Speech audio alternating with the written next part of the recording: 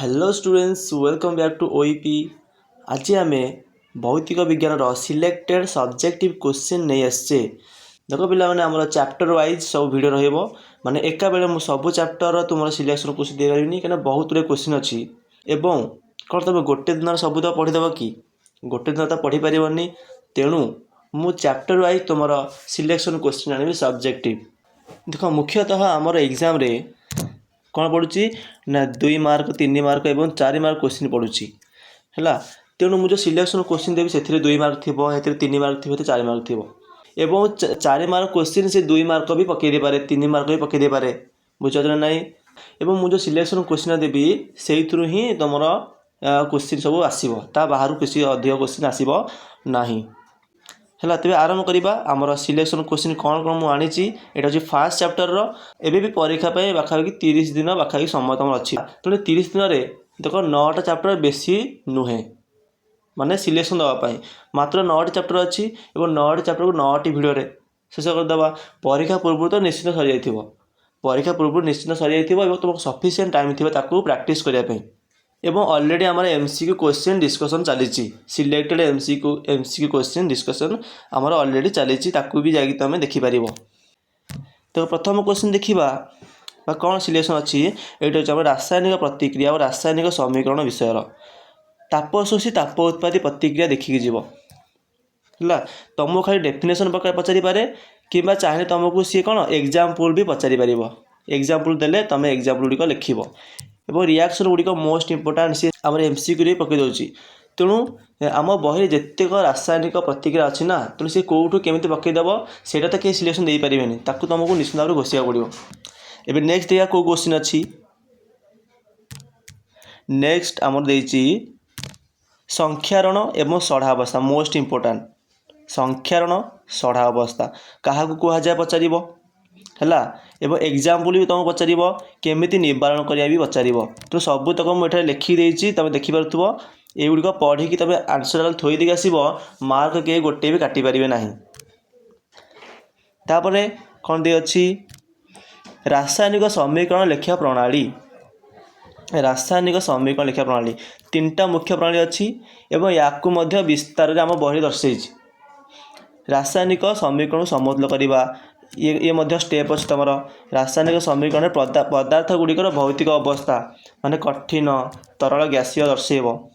तापर प्रतिक्रिया आवश्यक परिस्थिति जमीती कि आलोक श्लेषण सूर्यालोक उपस्थित रही है क्लोरोफिल होता है यहाँ भर अवस्था परिस्थिति तेणु एगुड़िक भी लिखा जाए रासायनिक प्रतिक्रिया।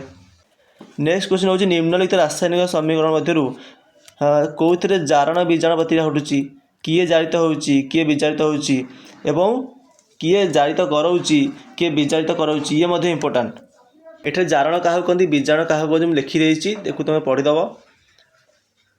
नेक्स्ट देखा देखो आमर 4 प्रकार रासायनिक प्रतिक्रिया अच्छी आमर संश्लेषण विघटन विस्थापन द्वैत विस्थापन तेणु यही 4टाक मोस्ट इंपोर्टाट ये किसी मुझे 2टा भी बाछिकी दे पारिनी कहीं मनकर तुम गोटे पड़गला 4 मार्क गोटे 2 मार्क पड़ पारे एमती एमसीक्यू भी गोटे पड़ पारे तेणु 4टाक मोस्ट इंपोर्टाट आपको सिलेक्शन देहबनी 4टाक ही तुमको पढ़ा पड़ो not only for subjective but also for कौन एमसीक्यू टाइप्स क्वेश्चन तेणु एमसीक्यू भी यार बहुत इंपोर्टेंस अच्छी 4टाक प्रतिक्रिया।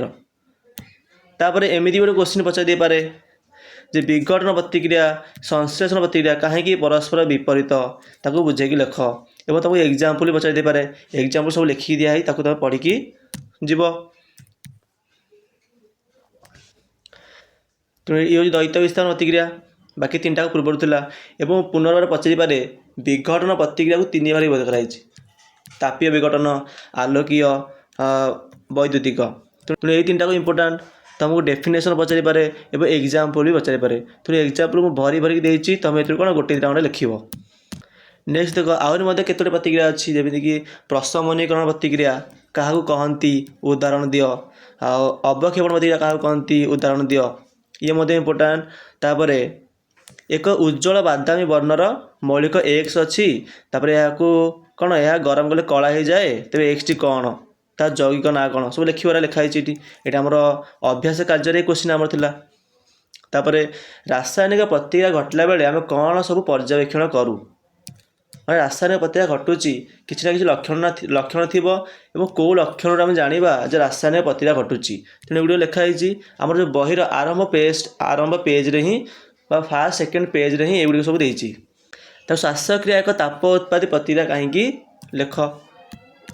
ନେକ୍ସଟ ଆସିଲା ଆମର କ୍ୟାଲସିୟମ ଅକ୍ସାଇଡ଼। ଏଇଟା ବି ଦେଖିକି ପଳେଇଥିବ ଯେ କ୍ୟାଲସିୟମ ଅକ୍ସାଇଡ଼ ଜଳ ସହିତ ତୀବ୍ର ପ୍ରତିକ୍ରିୟା କଲେ କ'ଣ ତିଆରି ହୁଏ? ସମିତ ଚୂର୍ଣ୍ଣ ତିଆରି ହୁଏ।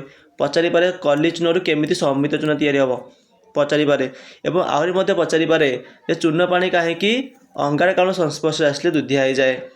କ୍ୟାଲସିୟମ କାର୍ବୋନେଟ୍ର ରାସାୟନିକ ସଂକେତ, ଯାହାକି କ'ଣ ମାର୍ବଲର ରାସାୟନିକ ସଂକେତ ସହ ସମାନ। ତେଣୁ ଇଏ ହିଁ ଥିଲା ଆମର ପ୍ରଥମ ଅଧ୍ୟାୟର କେତେ ଗୁଡ଼ିଏ ମୋଷ୍ଟ ଇମ୍ପୋର୍ଟାଣ୍ଟ ସିଲେକ୍ଟେଡ଼ କ୍ୱେଶ୍ଚିନ୍।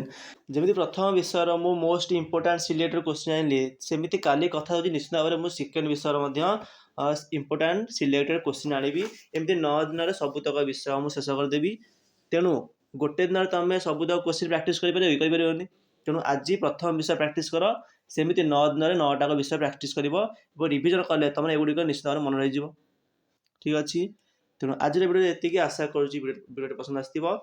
ଯଦି ପସନ୍ଦ ଆସିଥାଏ ତେବେ ଭିଡ଼ିଓଟିକୁ ଲାଇକ୍, ଚ୍ୟାନେଲଟିକୁ ସବସ୍କ୍ରାଇବ୍ ଏବଂ ଏହି ଭିଡ଼ିଓଟିକୁ ନିଜର ସାଙ୍ଗସାଥିମାନଙ୍କ ସହିତ ସେୟାର କରିଦିଅ।